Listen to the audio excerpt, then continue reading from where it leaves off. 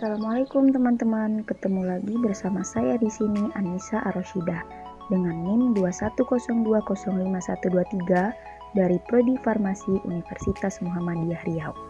Kali ini saya akan menjelaskan tentang struktur dan fungsi membran sel. Sebelum masuk ke pembahasannya, boleh dong like and subscribe-nya dulu. Terima kasih. Membran sel atau membran plasma merupakan struktur yang dimiliki oleh semua sel makhluk hidup, baik kelompok hewan, tumbuhan, jamur, bakteri, bakteria, dan protista. Membran sel adalah lapisan terluar yang membungkus dan menjaga komponen sel di dalamnya. Lapisan membran sel disusun dari senyawa atau molekul kimia, yaitu yang pertama fosfolipid.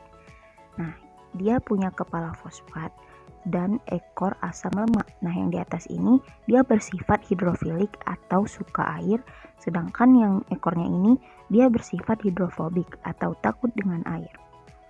Karena sifat-sifat inilah fosfolipid membentuk dua lapisan yang kita tahu dengan fosfolipid bilayer atau fosfolipid berganda. Dengan ekor hidrofobik saling berhadapan dan kepala hidrofilik yang menghadap keluar, dan sitoplasma berair di dalam sel. Nah, inilah yang membuat penyuka air itu dia bisa menerima air, sedangkan yang takut dengan air ini dia bisa bersembunyi di balik kepala fosfat tersebut. Fosfolipid bilayer mengandung komponen membran dan sebagian besarnya bertanggung jawab atas perannya masing-masing. Pada dasarnya, komponen yang lebih kecil itu dia semakin mudah melewati lapisan ganda fosfolipid tersebut. Sedangkan kalau makin besar suatu muatan atau suatu komponen itu, maka dia akan semakin sulit buat lewat. Komponen yang kedua dari membran adalah kolesterol. Sebagian besar orang mengira bahwa kolesterol itu sesuatu yang jelek. Padahal ia sangat penting perannya di bagian membran sel, di mana dia membantu menstabilkan membran dan membuat lebih baik dalam mengendalikan apa yang melewatinya. Komponen lain yang paling penting adalah protein. Mereka melakukan banyak fungsi, tapi yang paling penting dia berperan untuk mentransfer materi-materi luar untuk menyeberangi membran sel.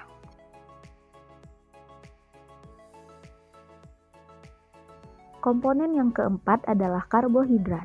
Ia sering terlibat dalam mengidentifikasi sel berupa golongan darah.